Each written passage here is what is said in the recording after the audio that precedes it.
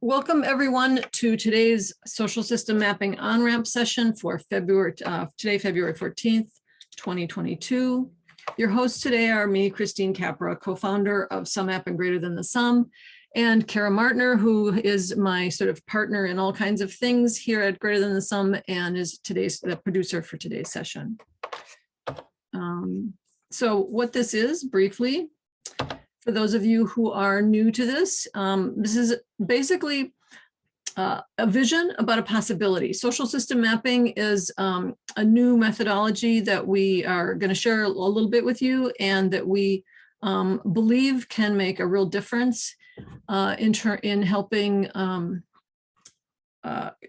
change networks and communities working on transformation, on helping them be more effective and self-organize more wisely and quicker.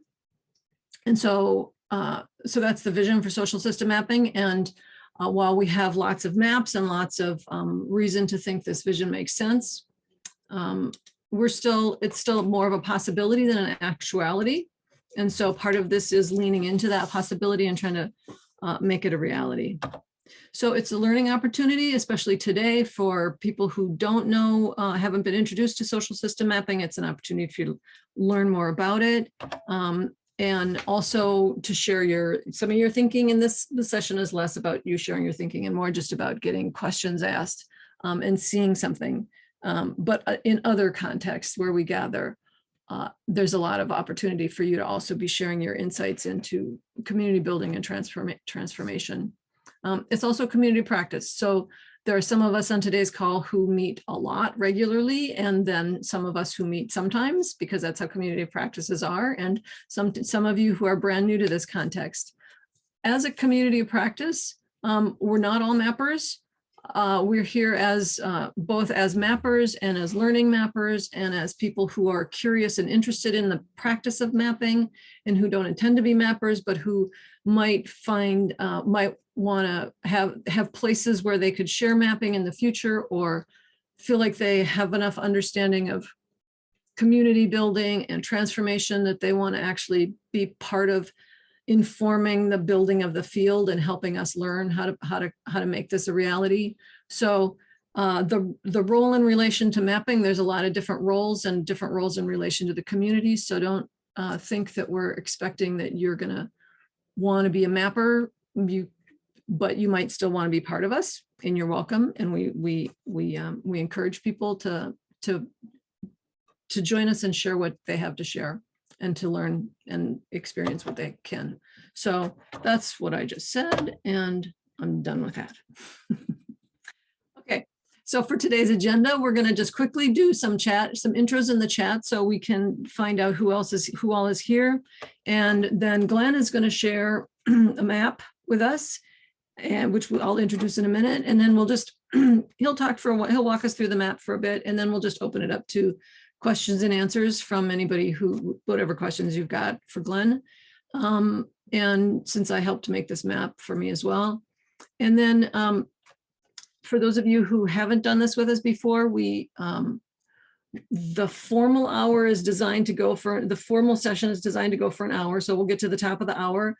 And if you need to jump off, we'll pause and say goodbye to you. And then anyone who wants to stick around just for more open-ended discussion, just to, pick each other's brains, connect if you haven't seen each other for a while, ask more questions, there's an optional half hour afterwards. So it's up to you if you want to do that or not. And I'm going to just open up stop showing my screen, and let's have you all go to the chat. And I see some people who I'm going to take a moment. Let's see. Kathleen, I don't think we got to check if your mic works. This is just a part of our ritual, is to just make sure everybody's mic is working. So if you just say hi, that'd be great. Hi, good morning. Can you hear me? Yes, welcome. Glad you could make it. Claire, also mic check. Yes, hello, glad to be here. Hi, good. Jim, mic check. Mr. Best. His head's on, I can see that. Okay, that's good enough. Let's see. Trisha from Costa Rica. quick mic check. Yes, right here. Thanks for hosting. Great. Thank you for letting us hear your voice. And if somebody can say that name better than I can, I welcome that. But I think it's the hands up. Probably. Hello? Reiner, did you say his name? Ellen, I suppose. Don't know Alan? if- Hi, this is Alan. Yeah, okay. Welcome. Glad you could join us. Apologies for my visual not recognizing your name properly. Okay, so let's go ahead and put into the chat.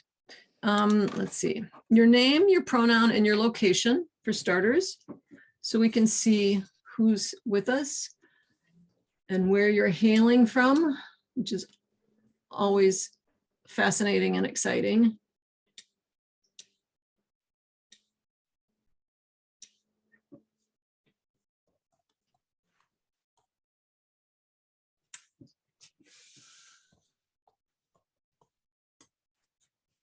So we have 2 from Germany, Alabama, a couple from Minnesota, Ontario, North Carolina, the Bay, 2 from the Bay Area. I know that not because they both put them in that yet.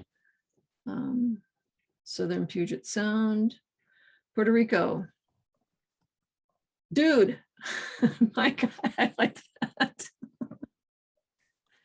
And Maine. Yeah, I like that, dude, as a pronoun.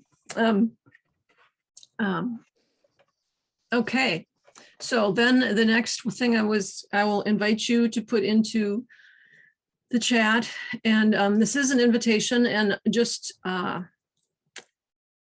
sometimes I realize I should say this more often, so it's not super important and relevant today, but because we're not going into breakouts and there's really, this is just very loose, there are never any command performances in this community. So if I suggest something and it sounds like a command, it's not. It's if I say, we're going to go here now, if you don't want to, you don't have to. So I just want to start to make a habit of making that a more verbalized and explicit norm that that this is a space where you don't have to try and do something just because everybody thinks, because everybody else is, or they think you should. So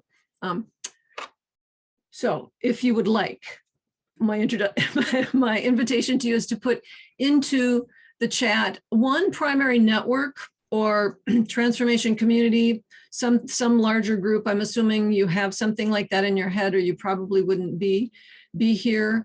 So put in the chat at least one of those that you're working with, sort of the name of it and what they're working on. Just a brief description.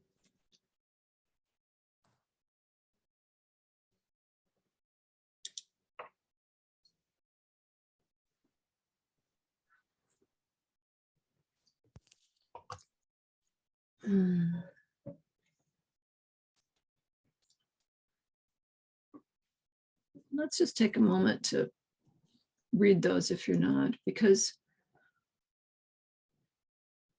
what we're looking at is a wide range of contexts, from identity and equity to the climate and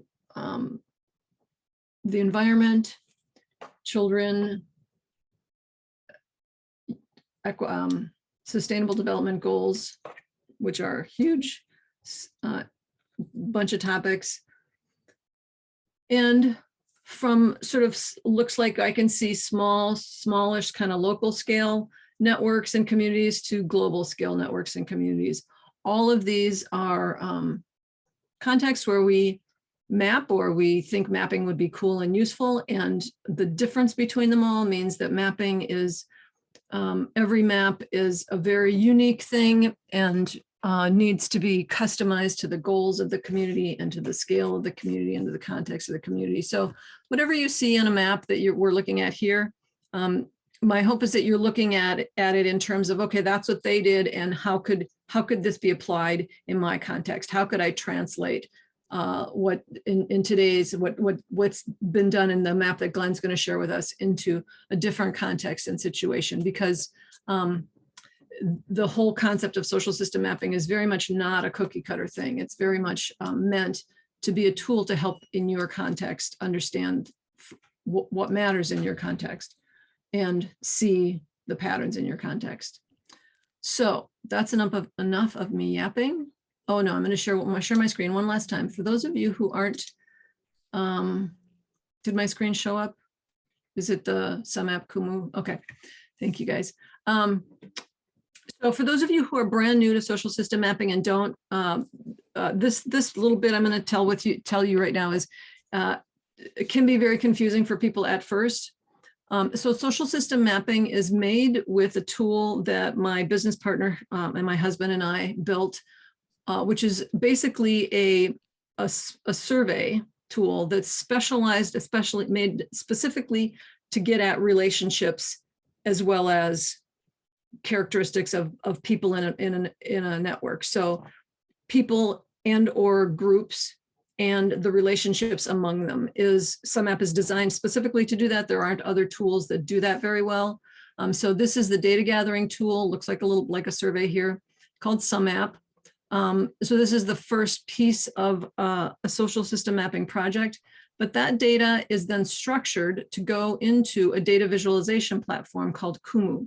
Kumu requires the data to be structured in very specific ways. So that's why we built SumApp, is because a normal survey tool took a whole lot of extra mind-boggling work to get the data the way you wanted it. And it was hard to keep updated from the community, like crowdsourced updated. So gather the data in SumApp, we visualize it in Kumu. So we have a lot of different ways we can take a single data set and slice it and dice it into different views, highlighting different aspects of the data that we've gathered. So that happens in Kumu. And this is what we'll be looking at in a moment, is the Kumu interface of the Transformation Systems Mapping and Analysis Working Group. And then the data goes from Kumu back into an embed page in the SumApp tool.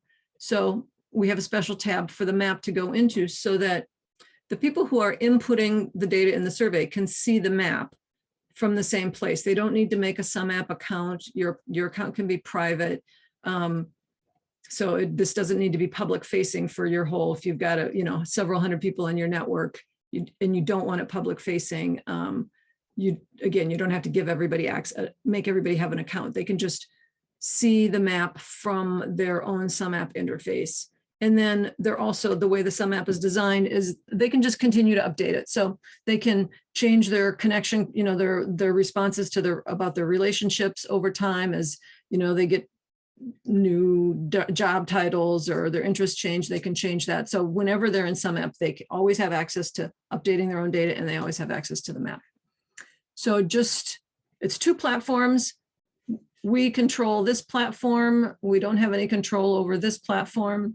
But they are designed to work together, and so that's so as a mapper, the mapper interfaces with both platforms, but the community members only ever need to see one platform and deal with that one platform, which is SumApp, which is one of the reasons it gets a little confusing, and which is one of the reasons I'm calling that out now. But so that's sort of the platform that this whole paradigm is living in, or the pair of platforms.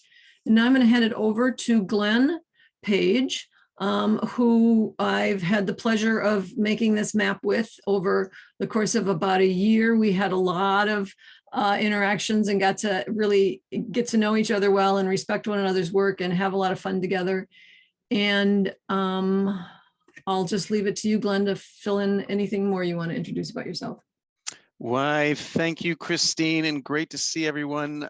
Really appreciate this opportunity and just showering on this day of love, showering a lot of love on you, Christine, and what you and Tim have brought to this world is really extraordinary. And I'm just going to tell you a little bit of story about that, about how I've come to appreciate and apply these tools really for seeing into systems in new and somewhat profound ways. But also want to shout out to some folks who are on the call. Jim, great to see you. Claire, wonderful to see you. And Trisha, there's been some interactions back and forth that we actually might be seeing each other in a couple of weeks, perhaps. So, and all the Earth regenerators who have come to this call. It is really has been such a pleasure, and connecting with Benji and of course Joe for years, but really thinking of how this work can be brought further forward is really an honor. So I'm going to do just a little bit of a shared screen. Let me see if I can get this right, and just do a little bit of background into the story of where the map has come from. Glenn, can we pause for just a moment? You betcha. Oops. I just want to acknowledge that a couple people joined us since we started, and that I just want to say, so Cindy, if you want to do a quick mic check, I just like to acknowledge everybody's presence, even if they show up late, but not with taking up a lot of time. So Cindy, do you want to do a quick mic check? Mic check. I got up late, so I'm not even going to put my face on yet. Okay, welcome. Thank And you. Beverly, we just want to give you an opportunity to say hi and do a mic check if you're interested. Not a requirement. Beverly. Hi, good Hi. morning. Welcome. Okay. Thanks for letting me do that, Glenn. Okay. Oh, sure, absolutely. Are you able to see my screen? Yes. Okay, all right. So I'm just going to do a quick storytelling, but just simply a welcome. This is, I'm at the New England Ocean Cluster in Portland, Maine. This is former Wabanaki ancestral homeland. And I go back 10 generations here, colonial settlers. And my privilege is really rooted to a lot of broken treaty promises. So that reality is central to the work that we do. And we do it in many parts around the world. But we've created a thing here called the New England Ocean Cluster, and it's linked to innovations in the blue economy, and happy to share all sorts of information around that. But it's just really wonderful to be here. So part of the story of why we did this map is because we're recognizing the rapid transformation of systems around the world, both human systems and natural biophysical systems. And of course, from an indigenous mindset, those are all interwoven. And I think the more we interweave those together, the better off we are. But we know that trends are changing, but not necessarily in a singular direction. And how we respond to change is so critically important. And so a lot of our work is understanding, and when I don't mean us, we go in and do the understanding, is create platforms and create processes and containers for people of a place to understand the story of response to ecosystem change over time. And we've done that in many areas, largely in the global south, and now more and more in the global north, Arctic and near Arctic, and really important work. And it's rooted into some basic ideas of that our Earth system. And Rainier, I want to shout out that beautiful Earthrise that you have behind you on your where you're at, that this concept of Earth systems and what that really means is extremely important. And according to this paper, Pathway to Hothouse Earth, we know that our Earth system is moving towards what could well be a planetary threshold. And this idea of Earth system stewardship is so critically important. And we know this is not just about marginalizing or being marginally better and maintain rooted in the status quo. It means really a very abrupt, profound change. And there's been a lot of great work on things like planetary thresholds, social foundations, donut economics. So a lot of this work is really in response to these challenges. So this map that we'll be talking about started really in the very beginning of the year 2020. And this was in our minds, several colleagues and mine, this idea of the decade, perhaps the most important decade that our species has had to face. And so this idea of not just more collaboration, but how do we actually create the transformation of collaboration towards qualitative, really thinking towards high quality collaboration in the decade that matters most. So a key partner in this, in the story of this map is a dear friend, Per Olsen at the Stockholm Resilience Center. He of great academic rigor, doing all sorts of work on ecosystem governance and adaptive capacity, et cetera, incredible body of work. He and I were noticing that many different groups that we were involved in, different networks, were having basically subcommittees and working groups around systems mapping. And so we felt, and a lot of them were using the language around transformation and even the phases of transformation and the different dimensions of transformation. And so he and I felt, well, given this demand, I wonder if we could create a sort of a meta large scale working group that connects and cuts across many different networks. So Per is part of the rather remarkable group of folks at the Stockholm Resilience Center. And the different networks that we brought together were things like Blue Marble Evaluation, the Regenerative Communities Network, the SDG Transformations Forum, and a group of folks that referred themselves as the Geodesign Collaboration, working on things like large-scale landscape, seascape design. So these were some of the communities of practice. It's expanded well beyond these networks, but it was intended to go on for roughly about a year plus, and then see what happens.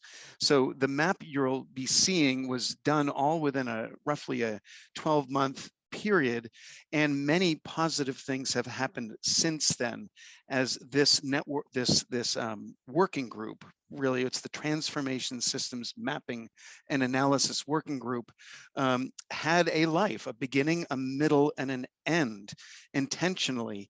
And that end now has actually created amazing and rather remarkable things. So I'll just tell you a little bit about the birth, because the map was central. The social systems map was central to this birth. And it began really with a process, like many of the work we do is we engage folks in a gathering of information. I used SurveyMonkey and sent the word out, and between Per and I, we thought, oh, maybe 20 or 30 people might be interested. 50, 80, 100, 120, 140.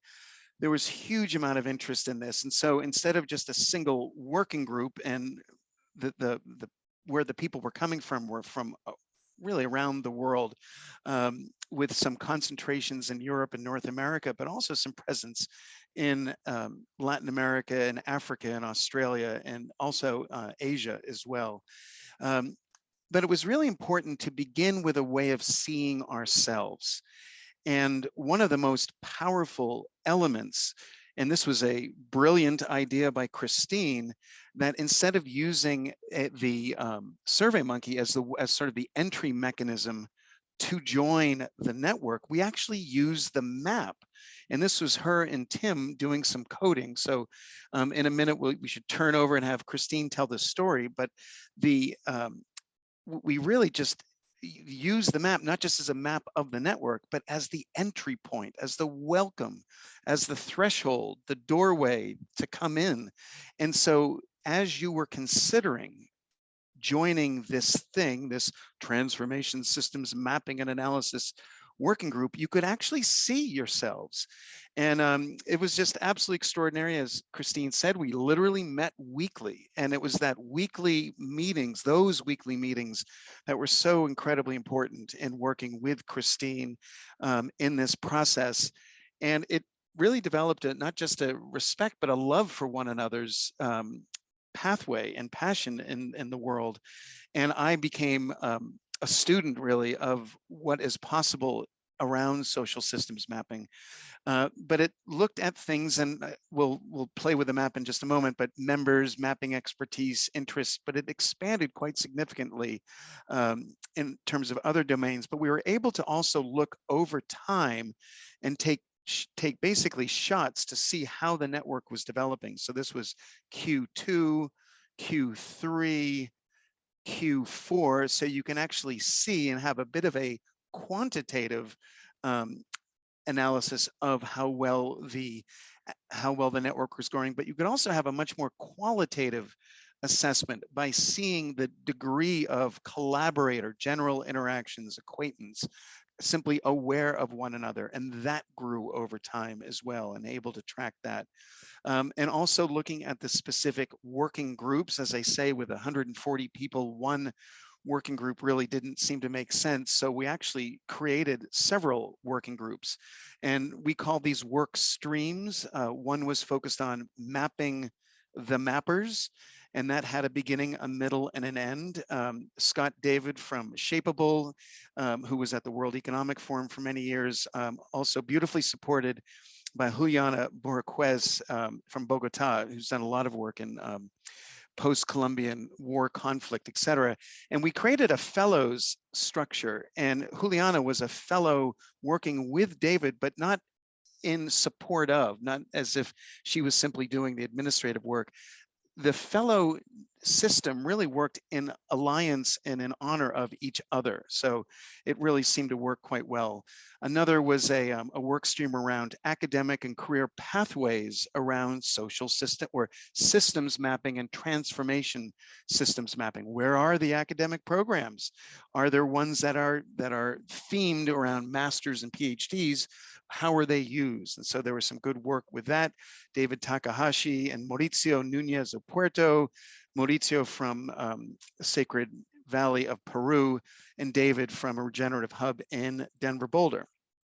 Also a toolkit for transformation systems mapping, beautifully led by both Kirk Bergstrom and Gurpreet Singh, Gurpreet of the M&E Monitoring and Evaluation fame at Skoll Foundation, and Kirk WorldLink, really amazing team, but also wonderfully supported by Dylan O'Neill, a student that I met at as teaching at University of Colorado Boulder. He's working in the Master's in Environmental Science.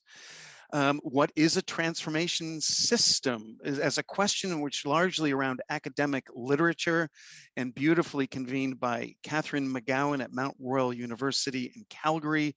She a product of Waterloo and the incredible social entrepreneurship work there. And Sam Maddie was the fellow, and their work is still going. In fact, their work is likely leading to a published paper.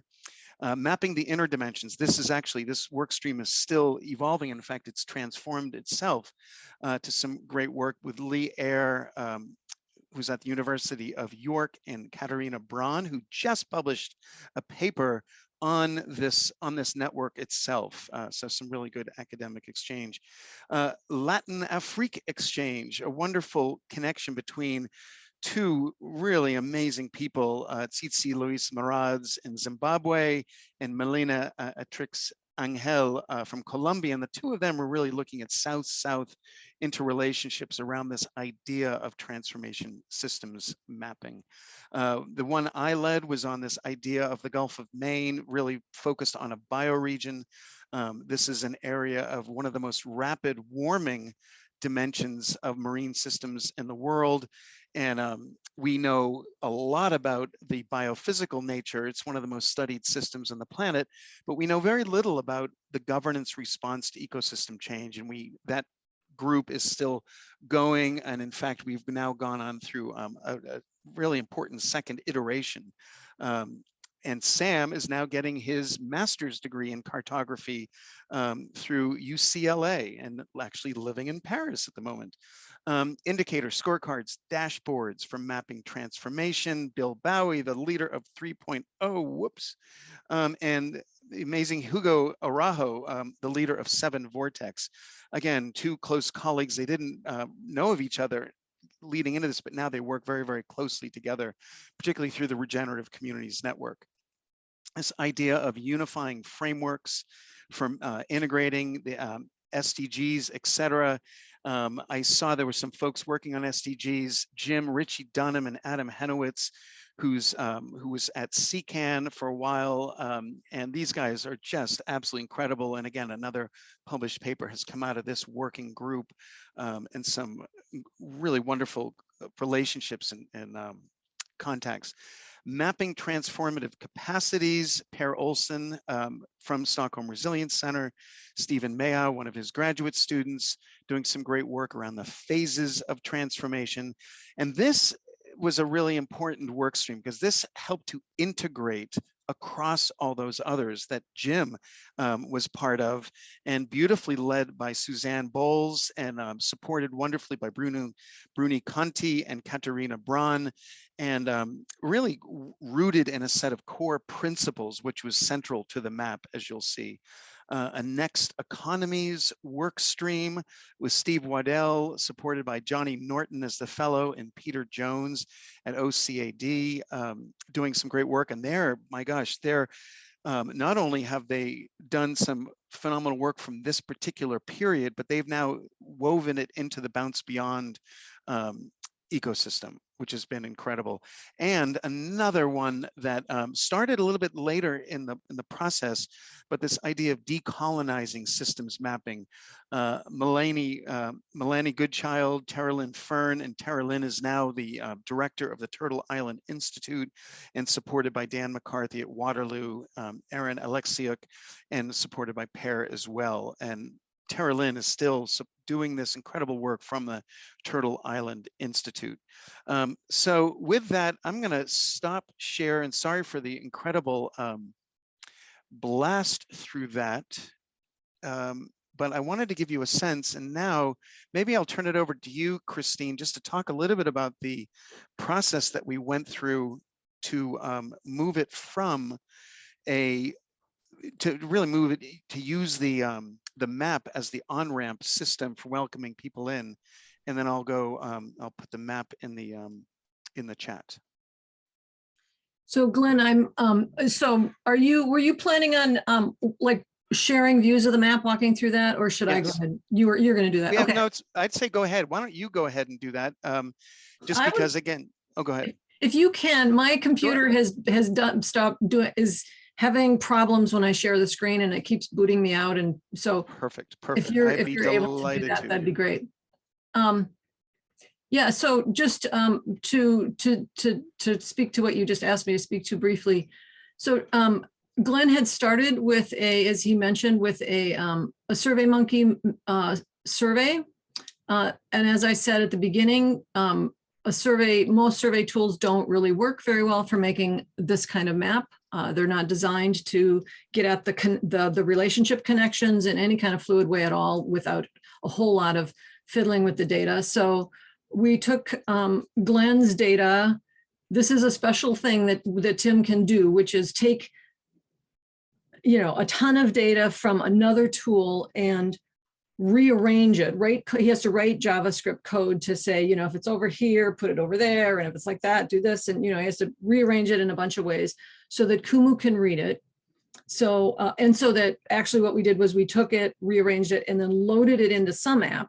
So we had, the nodes on the map, the data about the nodes, i.e. the people or the groups, whatever the circles are, those dots, the data in the nodes comes from the SurveyMonkey tool, but then we loaded it into some app so that people could go through the some app interface and indicate their relationships to one another. And so that, that was a bunch of, that is something we can do if someone has pre-existing data. It takes a lot of time, so it's kind of a headache, and it can be expensive if you're paying for it. But so that's what we did, and then we just took what we have is an opt-in form in some apps so that any new members that want to join the network, they no longer go through the SurveyMonkey process. They just we would just give them a link to the opt-in form. They'd get the opt-in form would give them their interface with some app.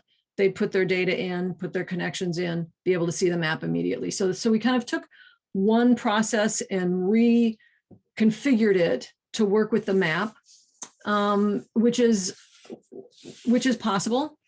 It's not the most quickest, straightforward way of doing it. So if you're a beginning mapper and you're thinking of making a social system map, I wouldn't take this approach. I would just try and start with some map because it is really a headache to deal with. But in this instance, it was really worth it. And I think, did that touch on enough, Glenn? You want to Yeah, yeah. Okay. And just to show you that we, Christine developed this form so that this became the entry point. And the entry point was working right in with the map. And so people would actually fill out their information Yeah. and they would get right to the map. Yeah. Do you want me to, I've got things to say about what you're showing unless you do. Sure, go for it. So in this, so if you look down the side panel, which is the area of text, the side panel can open and close, so you can get a bigger view of the map if you close the side panel, but you can also hit tab to do that, Glenn. Just your tab key on your computer, unless you don't have it. There's the little, yeah, there we go. So that's just the thing to know. But in the side panel, if you down the side, there were some big links that I wanted to, Glenn, could you go, sorry. Yep.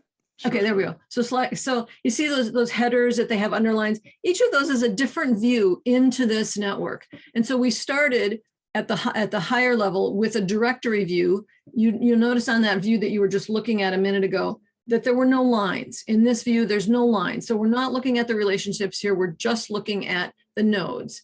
And I think we just saw me zoom past for a moment as you were going into to select Geronimo. So these different views show the data in different ways. Each view is designed to highlight different aspects of the network. Glenn, if you would go down to let's do the interest and expertise clusters. So this is a view where we're showing the individuals in the network and their relationships to, in the SurveyMonkey survey, Glenn had asked, what was their mapping expertise? Were they system mappers? Were they geographical mappers, idea mappers, et cetera? And so those burgundy nodes in the middle are their expertise. And so we can see by the solid lines who has that expertise. And then we can see by the dotted lines who would like to learn more about that. So that's a way of matching people up in the network. And then Glenn, if you want to go back again to the view, scroll down to the involvement view, the interpersonal connections for a moment. So this is where we can see how people are related. And we also, if you look at the upper left of the map, you can see a bunch of those sort of lavender sets of words. Those are filters. So this, if you click on one of them, so this shows their expertise. So now we can filter down, we can remove the people, everybody except for those who are good at mapping change initiatives or experts at mapping concepts.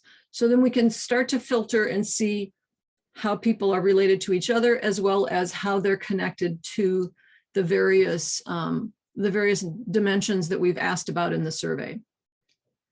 And then, let's have you go down to the. We'll talk about the principles. Sure, let's do that. And Glenn, if there's something you want to say, No, it's good. Just to say that one of the things that we did with this working group was to root it in a set of core principles. And this was really important so people could come face to face with essentially the value system that we were bringing into this process. And so it wasn't something that was revealed to them over time. It was sort of the cold, hard reality of this is how we think, this is who we are, this is how we believe in seeing and working with each other. And people then had the opportunity to either say, yeah, this sounds good, or, you know what, I have some real comments around this. And so there was opportunities for people to actually give comments around different principles at work. There's Jim. And there's Jim. And he had some comments. So there's some really good aspects about this. And Christine, how rare is having principles rooted into the map from your experience? This was the first time that we did it in this particular way.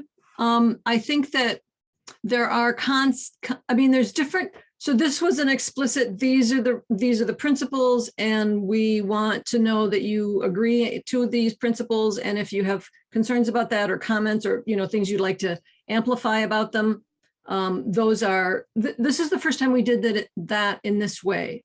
But in any map, and this still isn't, I'm not saying this is happening regularly, but it's possible to embed like, we're trying to understand how can we go use a map, and this is going to work better in a map that exists over time, over a long period of time and gets updated regularly, to actually see the patterns related to those values. So we can start to, so we're trying to figure out how to embed the questions that will help reveal, do the actual social structures in our community tell us anything about those values? So in other words, if a value is inclusion and diversity, if we ask, and by that we explicitly mean race, among other things, if we ask about people's race and then we see on the map that actually, the people of color are very peripheral, there's no people of color in the core of the group, that's going to tell us more than if we proclaim we're about diversity and equity. So there's like this array, sort of a continuum of how we try to get at that, from, stating the values and discussing the values, to understanding the patterns, surfacing the patterns that tell us, what's below if you're familiar with the iceberg thing, what's below the iceberg. But this was really cool. And, like with your map, Glenn, Tim does a lot of maps, and he just sort of sees them as sort of churning out, another thing, right? And he loved that view. He was like, oh, this is the most exciting map. He would open up everybody's little thing and see what they had to say about the principles. And so it made him feel like the people came alive much more to him for that. So that was an experiment, and haven't seen a lot more of that, but would love to. And then I just wanted to have you show the people and work stream connections, and then we'll pause for questions.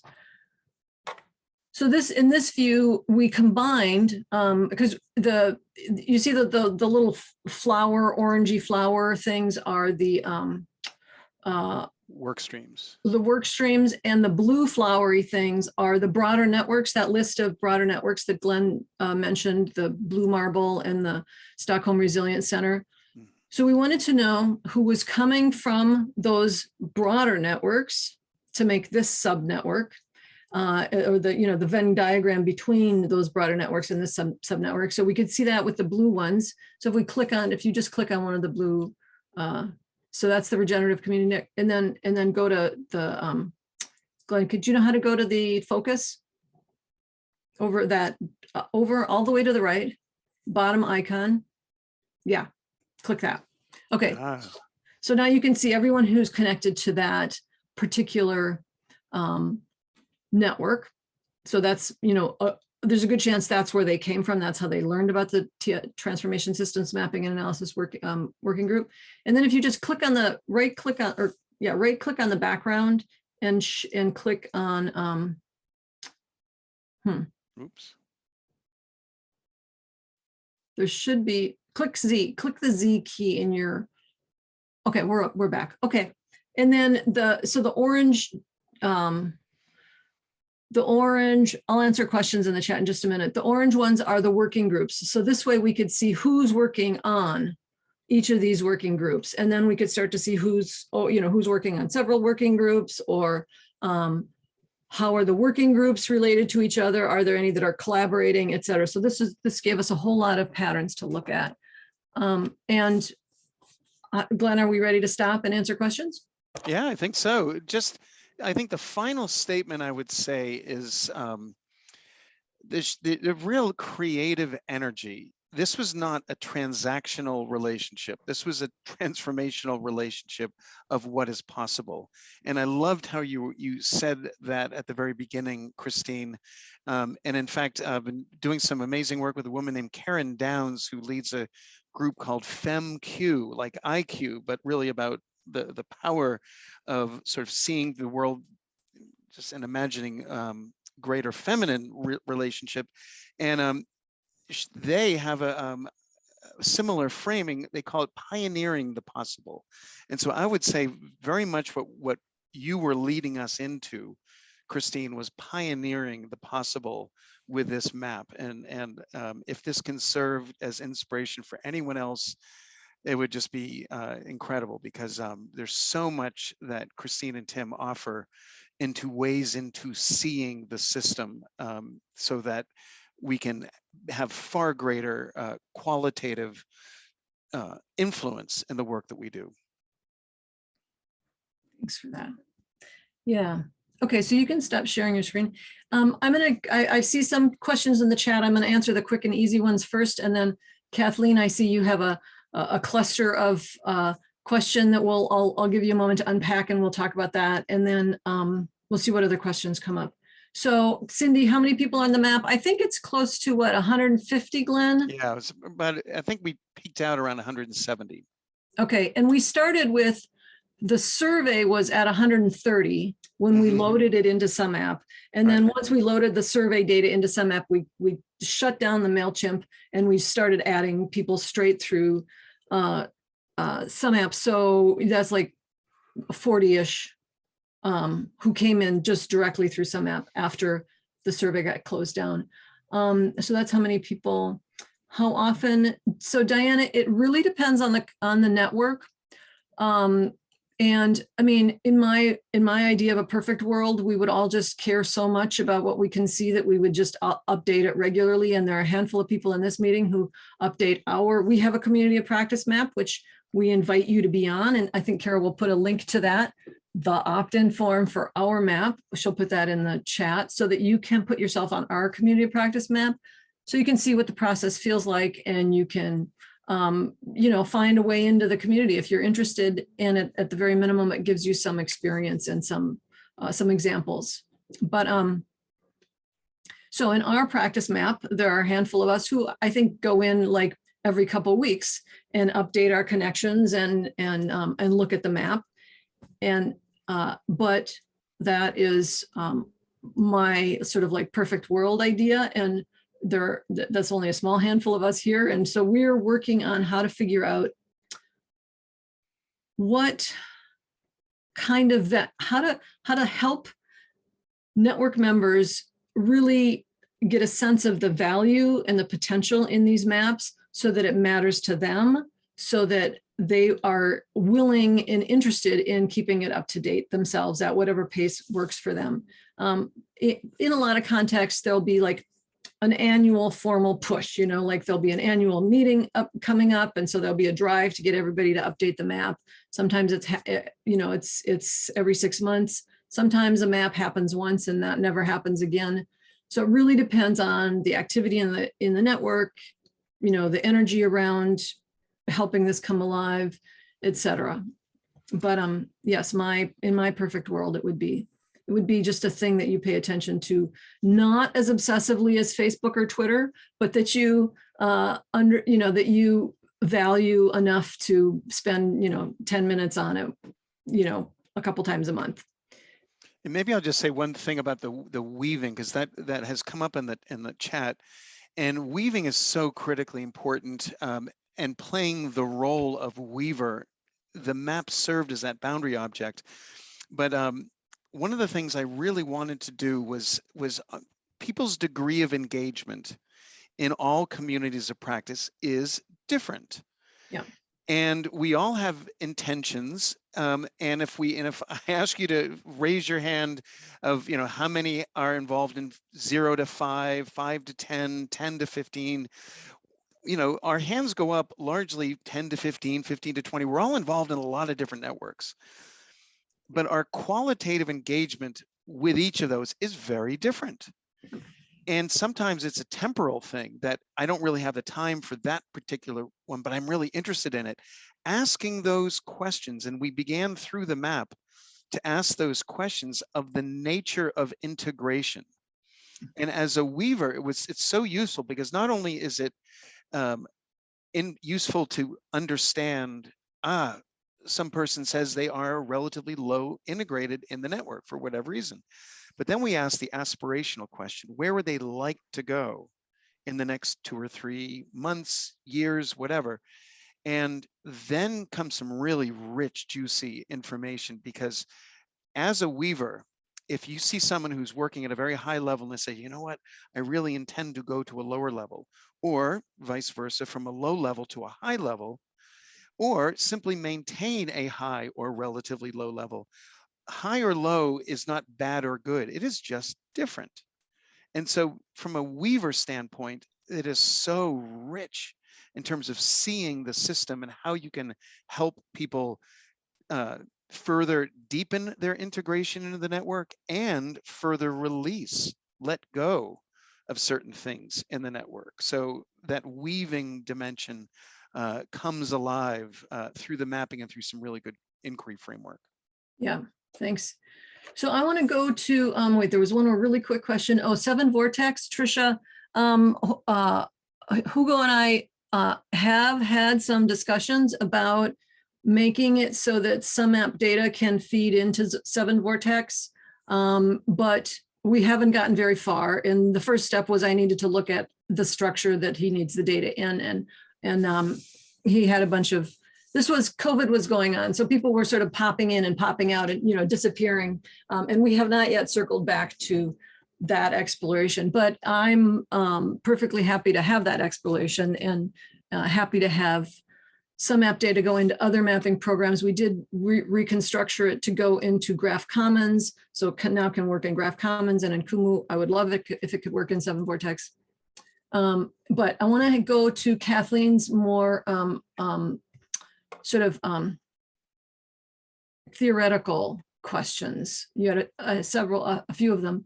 And Kathleen, if you want to just sort of frame those up for me, given what you've heard, so that we can respond to them.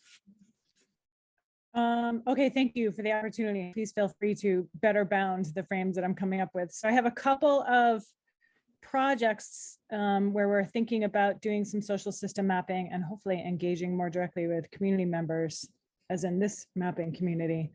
But a couple of my questions were, the first thing that really got my attention, Glenn, as you were speaking, was the notion of using your operating principles. I'm not quite sure what you call those, but those, embedding those into the map and having people respond to those as a way to, the way I heard it, as a way to depict how they orient to those underlying values.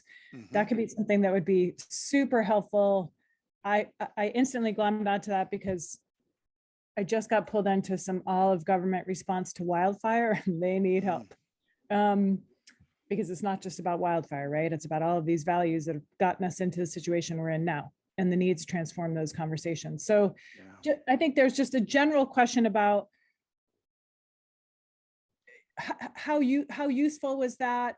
Who has access to that map? Is it just members? Is it in the public? That would be a concern for folks in government. They wouldn't want to get. So maybe I'll sort of stop there because it's a longer conversation. But that idea of using something to probe around values as part of the map is really appealing. Well, beautifully said, Kathleen. And there was several people. So first of all, whether you call them principles, and that's the language we used, or values, it really speaks to the soul of the essence, really, of the network that you're trying to form. But as we shape them into principles, what the affirmative feedback that I received was from those who joined and said, you know what, this really felt to me like it could have been just much more of a analytical, up in the head space experience until I read those principles. And that for me was an unlock key. And Jim, I'm going to put you on the spot because I think Jim was one of those people who said that. So Jim, if you don't mind, a testimonial of just how you felt when you engaged with those principles. Yeah, I've been in the systems thinking communities for a few years, and it gets pretty heady. And when Elizabeth started enunciating principles and people started rallying around what are the principles that are holding this culture together, and they specifically called out an anti-racist perspective, a diversity perspective, a non-extractive perspective, I was all in because I wasn't hearing that anywhere else. And I think it opened up people's hearts in all sorts of ways. Just Kathleen, I'll also just toss out that you can use that sort of questioning and representation in the map for, because this is kind of partly what I read in what I read into your initial question about this, other kinds of goals like theories of change or approaches to, like there's the framework of, I always forget it, but resist, reform, recreate, reimagine, like what's your stance around that? So any of those kinds of dimensions that have to do with helping us understand the deeper, the deeper dynamics in a network and or in a system and its structures, anything that helps us surface that, we try to find ways of doing all of that kind of stuff. Yeah. And I just want to one more, we've got 2 minutes left, and then some people have to jump off, and I'm going to stop us at 2 minutes from now or at 1.5 minutes. So go ahead, and then we'll continue after. I'll stay on after and let someone else ask a question. Great, thanks. Anyone else? I'm going to go through the prior questions.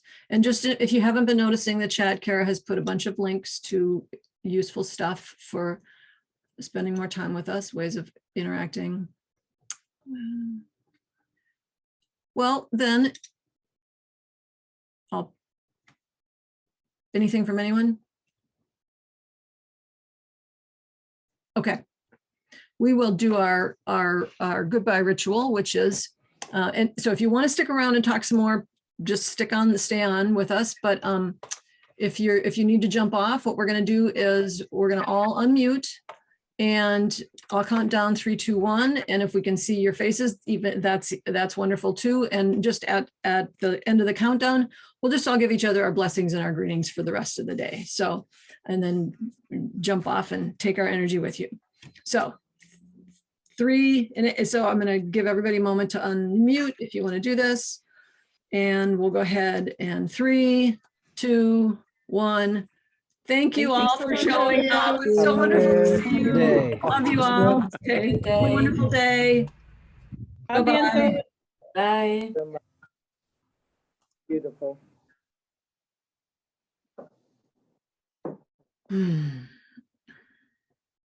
Okay.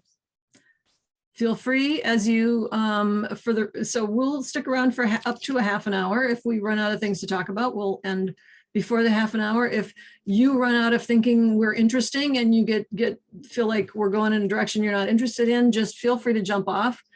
Even feel free to interrupt whoever's talking and just say, gotta go, bye, just so we can acknowledge your departure. So don't feel like you have to stick around for the whole half hour. And this is very open-ended. So we'll pursue Kathleen's thinking because she already started it. And then we'll see what questions other people have. We'll pursue Kathleen's thinking for a little while. We'll not let her thinking be the whole of it, but yeah, I'm gathering that's Catherine would be fine with that. And Glenn, yeah, don't feel like you need to stick around. I know you need to leave pretty soon, but whenever you want to go, you've done your. I am in forever service to this amazing community and practice, Christine. Well, I really appreciate I just appreciate your support and your spreading the word and your love and etc. So thanks so much for being part of this. Glenn, I also just want to give you props for your constant weaving. Just even in this presentation, you're just constantly weaving people, and it shows up in the structures that get built as a result of your work. So thank you. Well, back to you, Jim, because Elizabeth Walsh was a name that I didn't bring up, but she really needs to be front and center with this, particularly around the principles work. So this was like the spirit of Ubuntu in Africa. All this work is from seeing each other and bringing each other's being into life. And boy, she was such an absolutely key aspect of this, as were so many others. And so I think weaving is this sort of this embodied living of the spirit of Ubuntu. Thanks. So Kathleen, you have your hand up and you're muted, and we'd love to hear what your question is. So I'm just going to ask one question, because I should really gather my questions and maybe send them to you separately, Christine, or to other people in the network. But I'm just going to dive into the biggest challenge for me at the moment, and we really want to launch some of these mapping exercises. The biggest challenge for me is getting past a level of resistance, which I'm not too worried about with clients. I think they're generally looking for anything that's new and that will help with a transformation. I guess my hard question is, I don't think we answer complex challenges. Well, let me put it in the positive frame. The best way to answer complex challenges is with elegant solutions. Those are not necessarily simple. So when I think about for example, the US Forest Service just came out with a 10-year strategy on reducing wildfire risk. They plan to increase their treatment by 4x what they've been doing, which is a great, at some level, it's a great aspiration. The changes on the ground that really need to happen in order for that to be realized are not small. So to what extent could using a social systems mapping process help to reframe some of the sort of fundamentalism that people take to these different issues, whether it's climate change, wildfire, federal government writ large, et cetera. So that's. Yeah.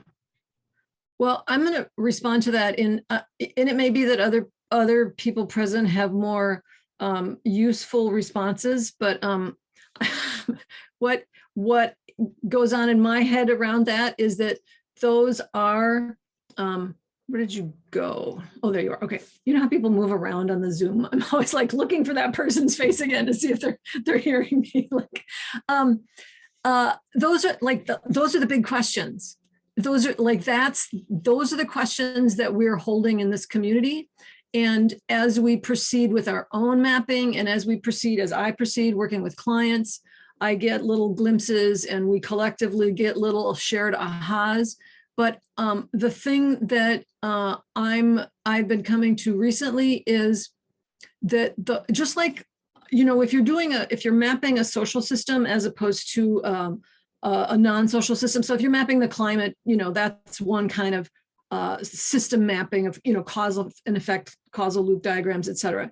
If you're doing that with people and it's about social systems, to my perspective, the biggest value you can get from doing that process with people is engaging the people in the systems, the variety of people in the systems, right? Because that's how, and it's not really the map itself that is valuable, it's the conversations and the shared learning and the beginning to have a shared perspective. So, the thing about the 6 blind people and the elephant and everybody sees it in a different way. Having those conversations, to me, is the biggest, most impactful, most paradigm shifting purpose and value and use of a system map.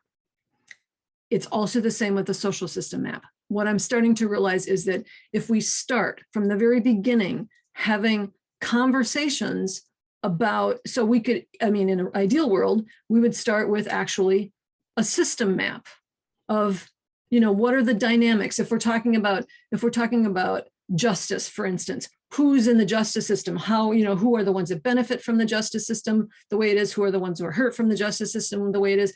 And so we have all of those perspectives and we map them out together. That one in itself might be a really difficult one to map, but even having those conversations is the beginning of shifting the dynamics. Then we'd add on the people. So first we might start with the systemic elements, and it doesn't have to be a big cause and effect. It just has to be what are the parts of the system that are impacting us or that we're trying to impact? What are the different perspectives? And in that way, begin to create the survey that we ask the questions the members in the network, there's a network I'm working with. It's a global network around education, and they have a big thing about how the policymakers aren't really paying attention to the researchers. They're trying to be more inclusive of marginalized perspectives in the education system, and there are people who are doing research on that. And the policymakers aren't really paying attention to the researchers, what the researchers are finding. So first, in order to even begin to understand how our network is working to shift that system, we have to know, are the policymakers even aware of the researchers, right? And how are they connected? But we can't figure that out if we can't articulate that that's an element of the system that matters, and ask everybody, are you a policymaker? Are you a researcher? Are you some other, like there's other roles in that system as well. But what I'm trying to get at is having those conversations to surface what are the crucial dimensions of this network and or the system we're trying to shift, and how, so that we can start to ask the people in the network, how are you related to those dimensions? If it's a school system, I'm a teacher, I'm a parent, I'm an administrator, I'm a truck driver or cafeteria worker. Those people need to start to see that they experience the world different. I mean, at the minimum, start to see that there isn't one reality. So that's a lot of words, but that, to me, I mean, that is the systemic potential, and that has everything to do, it starts with asking the right questions. And so to me, we can see all kinds of stuff, but we have to start with asking the right questions, and asking the right questions, as Jim is always sort of hammering, no offense, but he says this frequently, and it's very important and valuable that he does, so I appreciate it. What's the purpose here? What is the goal we're trying to get at? What's the purpose for this map? What's the purpose for this meeting? What's the purpose for this thing? And getting at the purpose then helps us define the questions that are relevant and that matter, so that then we know what we're looking at. And we know that what we're looking at is something that we actually want to know about, and that we actually are inspired to inform and to learn from. Because if we make a map that isn't something that the people in the network are inspired to inform and to learn from, then we don't have anything. And I've made plenty of those maps. So I'm like, let's not do so much of that anymore. But yeah. So Claire, the map. Thanks, Christine. That was great. Yeah. Claire, do you want to just say what you put in the chat out loud so I can hear it and we can all hear it? I suppose it comes down to, and I think I've asked you this question in the past and still trying to make sense of it, is who sees the map, and does it mostly help those who are sort of working within the network see the system? Because the part that I sometimes really struggle with is people at the neighborhood level, and they're trying to make sense of the scales, mm-hmm. and yeah, trying to make the system visible to itself. And yeah, I just struggle with that, because and looking for ways of trying to think about how do we do that, so that, and looking really at a bi-regional scale. Mm-hmm. So in any context, who sees the map?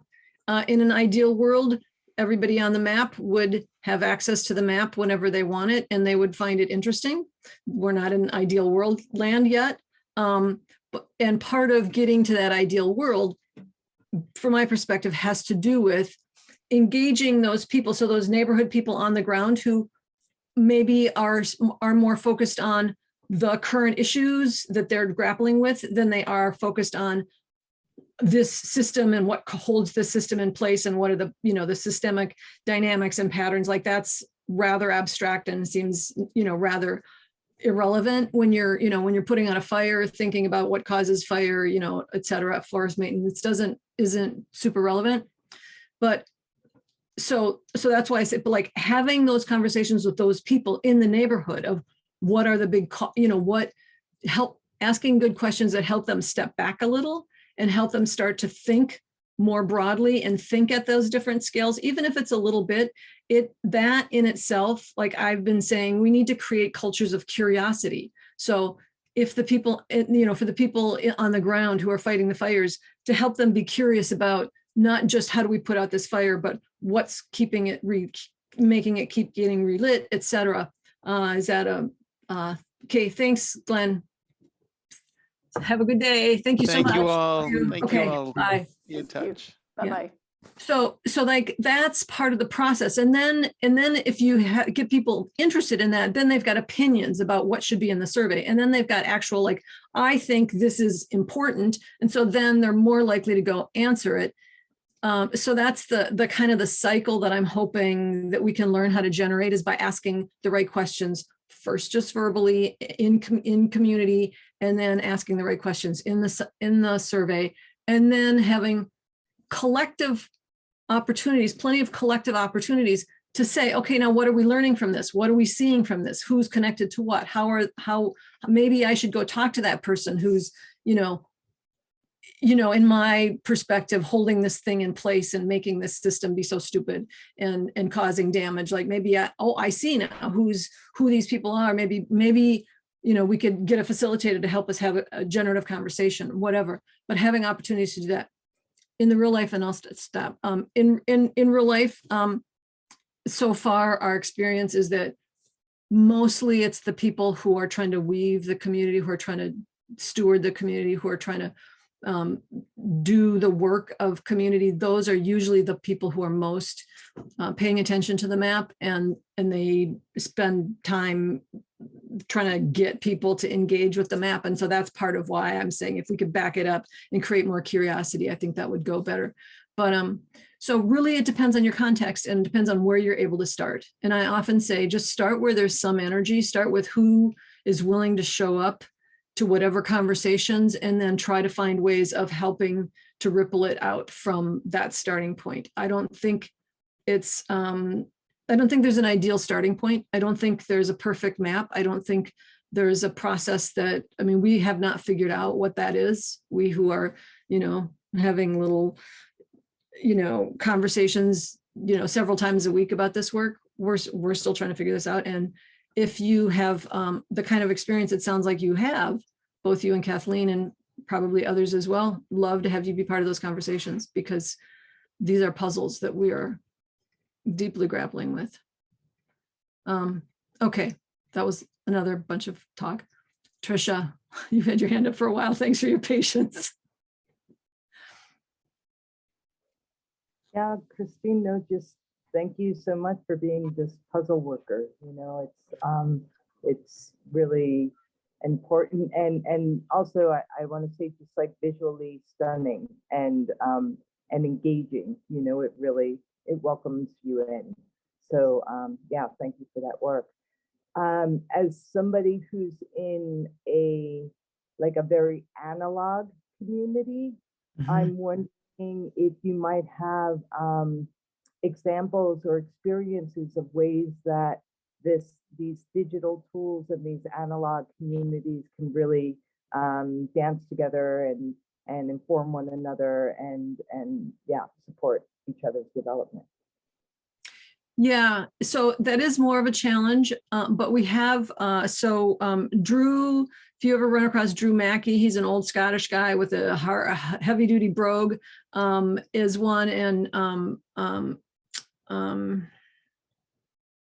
Aldo Demore has also done mapping using, Drew uses SumMap and Kumu, but and Aldo mostly has used Kumu, but mapping in Africa where there are people don't have, sometimes it's just on paper for Aldo, but with Drew, it's often like immigrant communities where they just don't have computers, they don't have access to the technology. In any of those cases, and I'm saying their names so that if you ever see them, you might reach out and say, hey, could I talk to you more about that and get some thoughts from you? But how Drew's done it in some of his communities is have volunteers or staff who reach out to members of the community and ask them, so verbally interview them and input their responses into the SumMap survey, as well as to walk them through the members of the network to say, how well do you know this person? How well do you know that person? So some people who have access to the technology, who facilitate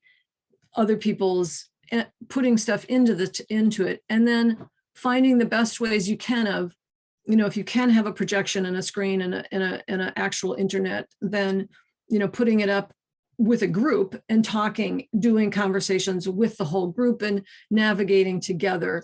So it's not going to be as available, but to the whole network, but it's a way of beginning to access some of the value of it.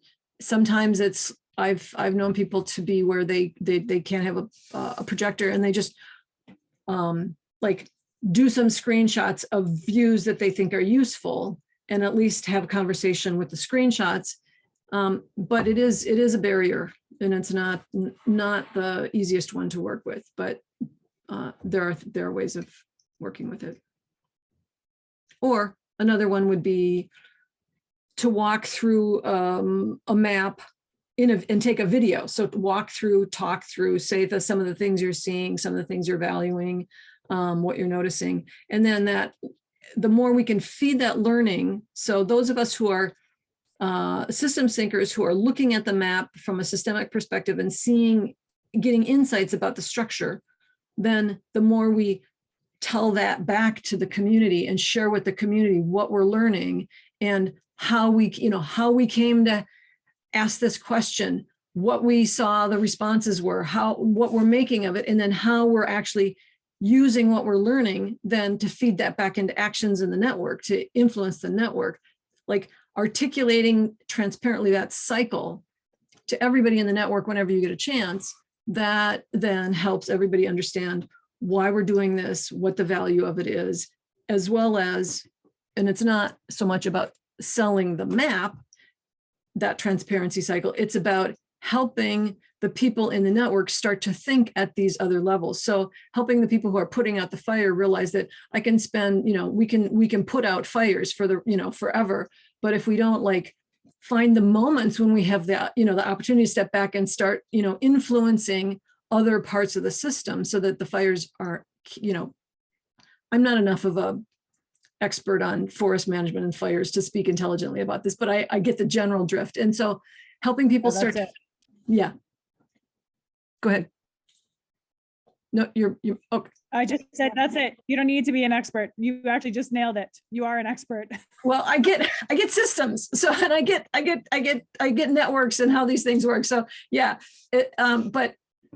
so helping the people on the ground actually start to think at these higher levels and think systemically is, to me, the whole, it's that paradigm shift that if we're not helping all of the people in all of the neighborhoods on all of the grounds start to think more systemically and understand cause and effect from a higher level perspective, if we can't do that, I feel like we're just going to all burn out and die. And so that's the whole point of a social system map, is to help not just weave some good connections, not just see some interesting stuff, but to actually help us think differently and engage with the system change we're trying to do differently. So, but again, that's a possibility. That's a vision. That's not real yet. And that's what we're puzzling over. Okay, Jim, thank you for being so patient. Yeah, no, I'm loving this conversation. So just a couple of thoughts back to what you were saying, Trish, about access. I guess it depends on what you're trying to do. If you're trying to move people to stop thinking so much about centering human capital, about us as entities, but our relational capital, our social capital, start thinking in terms of network connections and the flows between, there's probably tools like this liberating structures one I just put in the chat called social network webbing, which is just drawing on piece of paper connections between people and stuff. I think Marshall Gantz, when mounting people's campaigns to influence, think about, all right, if we need to influence these people who hold power, who do we know who holds power with them? Who do we know that knows the people? And it's a very grassroots, build it yourself on a piece of paper kind of way of constructing those campaigns.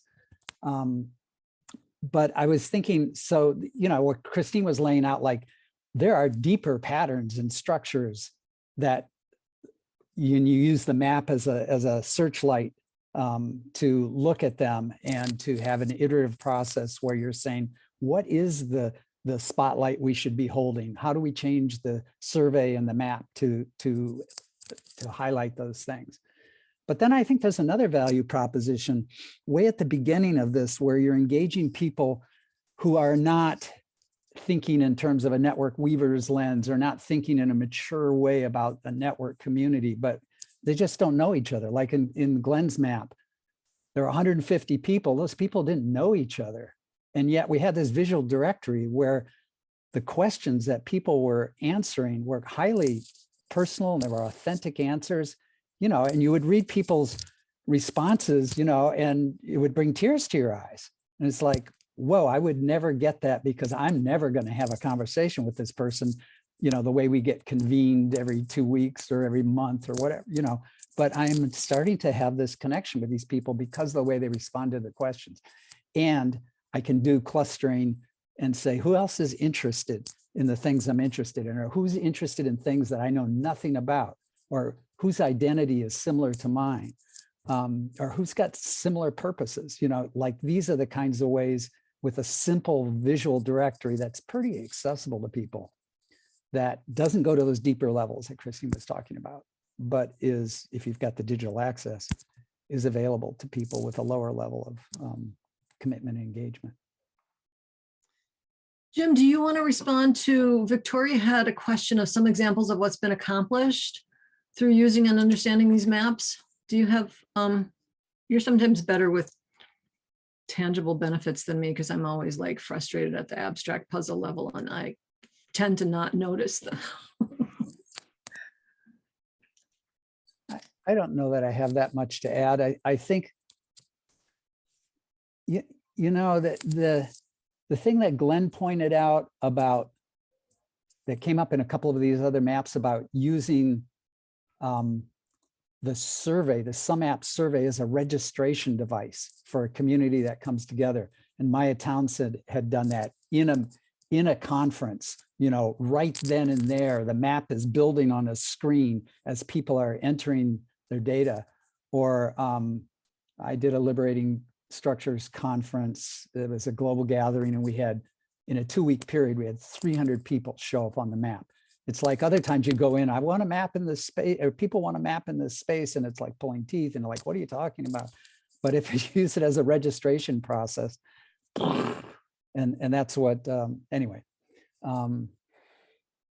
I think the most benefits that I've seen so far have been on the low end of the scale in terms of visual directory, because I'm not a super good facilitator at these in-depth levels. I'm learning.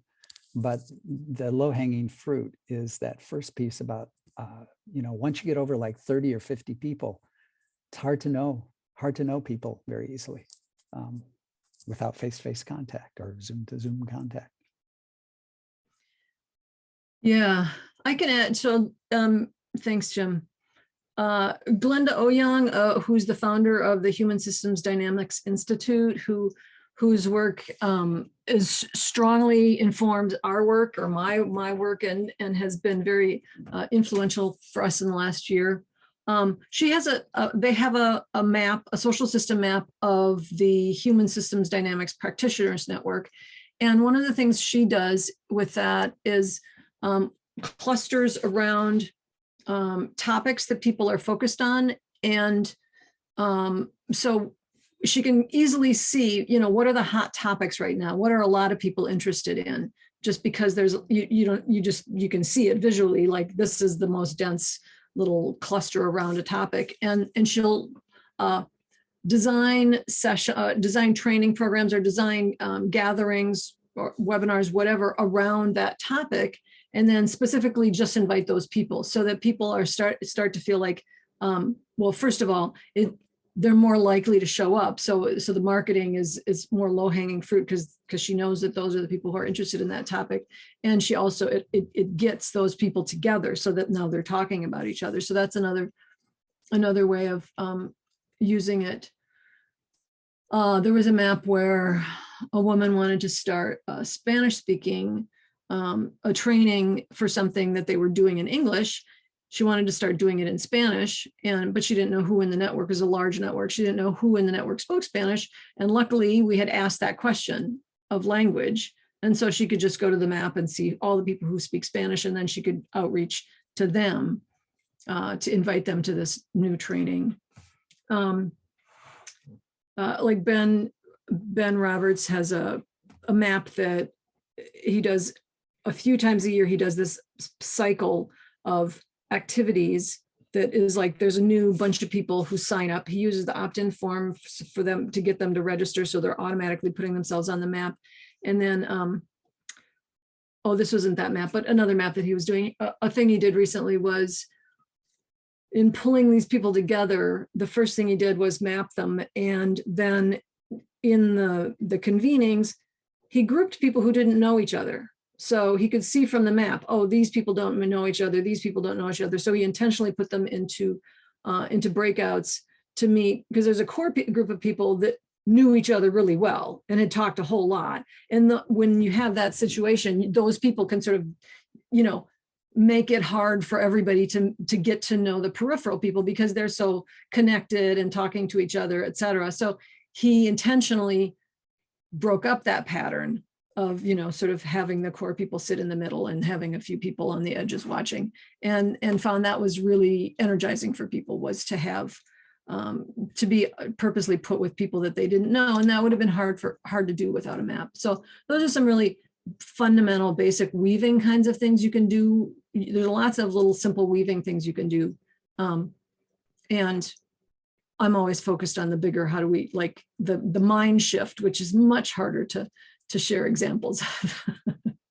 But okay, so before we're at the bottom of the hour, I just want to see if there's any last burning question or comment that anyone who has not had a chance to put their voice into the middle or ask. We'd love to just make space for that, since we haven't yet heard from everybody. And not a command, just an invitation, and we'll be quiet. It was a great session. I really appreciated the presentation and everyone's contributions and questions and all of that. They were great It was questions. great. Yeah. Anyone else who hasn't had an opportunity? Well, I'm glad we're inspiring people.